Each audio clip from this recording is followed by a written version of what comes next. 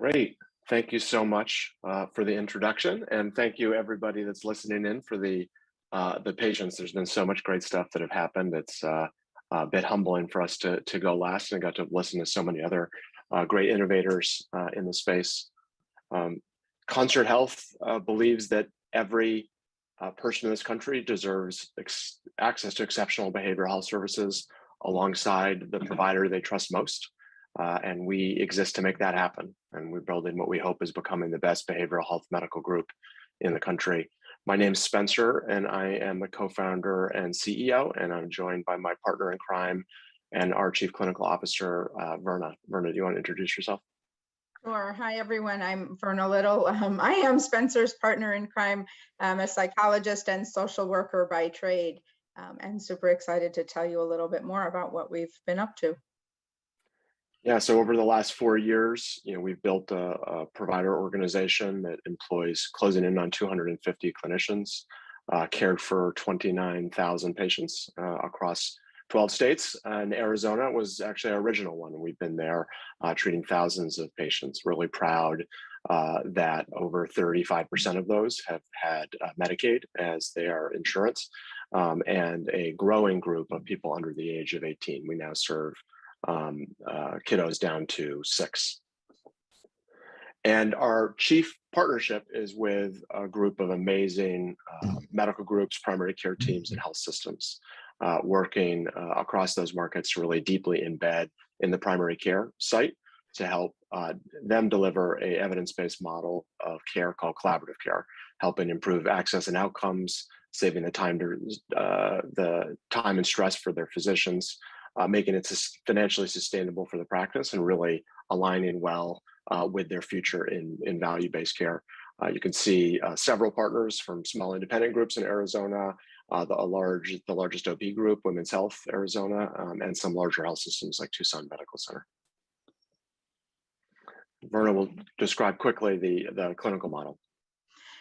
Sure. Many of you may be familiar with collaborative care, an evidence-based model to identify and treat patients with behavioral health need in healthcare settings.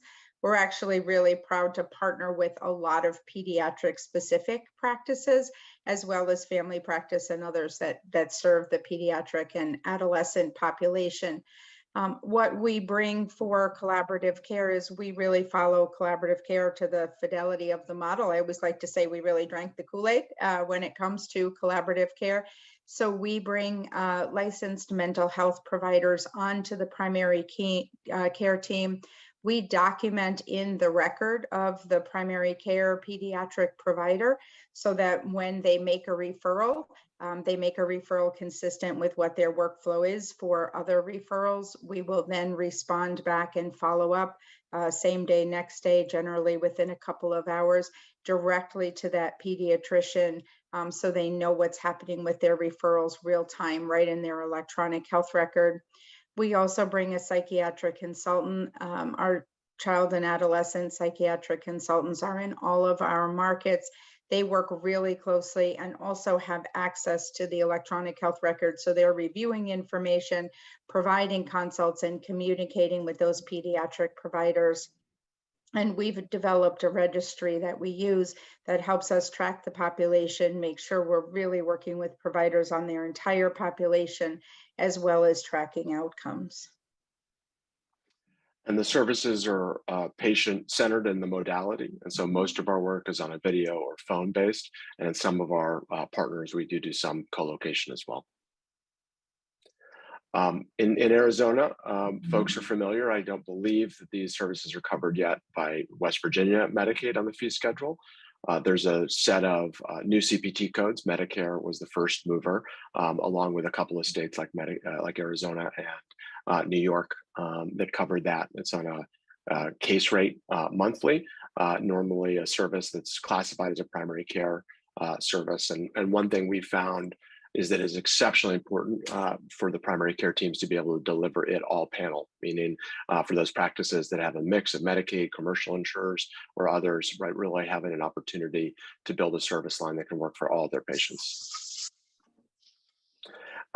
Great momentum in the Medicaid space in particular. around the country, Texas and Connecticut, about to become states 19 and 20, to offer this coverage to Medicaid beneficiaries. One of the So things we're really proud of is tracking the outcomes, and Verna can talk through a little bit specifically for our adolescent and pediatric populations. Sure. One of the things that we really track are the depression and anxiety outcomes. And as many of you know, seeing more and more, 3/4 of our adolescents actually are anxiety, really looking at baseline scores and then following up for a score prior to that 90 days, looking at a reduction in symptoms of about 38%.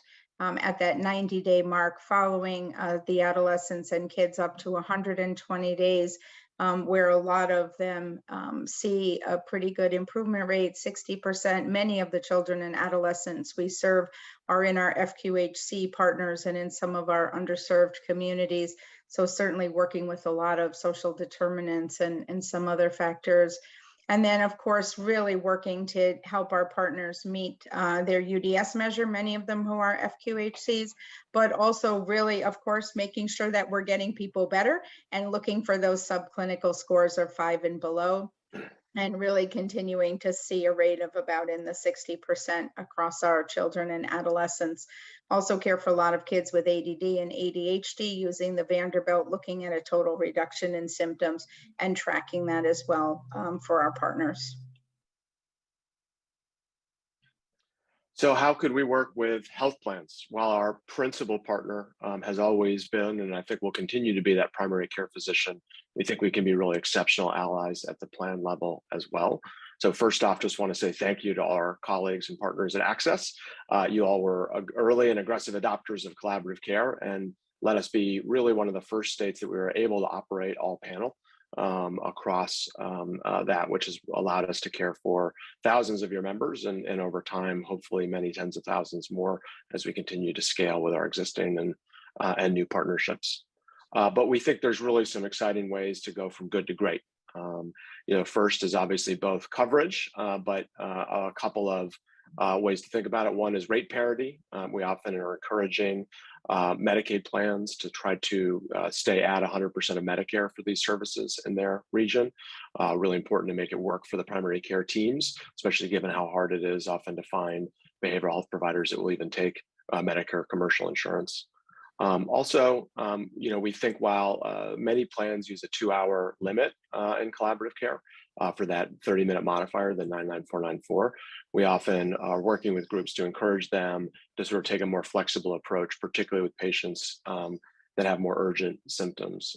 Verna's led our team in really adopting the principles of zero suicide using techniques like the Columbia, Stanley, and Brown safety plans. We think collaborative care can be at a really much more appropriate level of care than traditional outpatient behavioral health, given its ability to sort of flex in time and modality of when and how often you're talking to patients. And so that's a particular high acuity, incredibly important part of your membership that we can help support through this model if we take a different approach in the way you're doing utilization management there.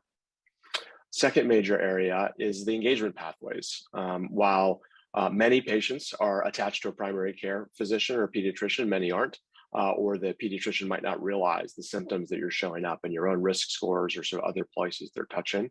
And we really love to work with plan care management teams or other partners that are identifying these patients, getting them into care and keeping them connected to that medical home that can support their behavioral health and full whole person care, which can be so important.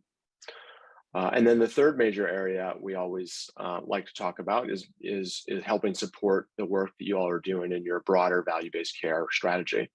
We want to build on successes we've had with Access, for example, to make sure collaborative care covers the HEDIS measures around follow-up after hospitalization. We think this is a really great adaptive model that can both meet those criteria and, most importantly, allow for the high quality care that's so important that you're trying to measure with those. Really work with you to see whether or not we can continue to extend the research base, look at not only the direct clinical outcomes as measured by their depression scores, but the way that impacts other chronic conditions and total cost of care. Really try to replicate the research that's been out there, showing that how cost effective is, in addition to clinically effective, collaborative care can be.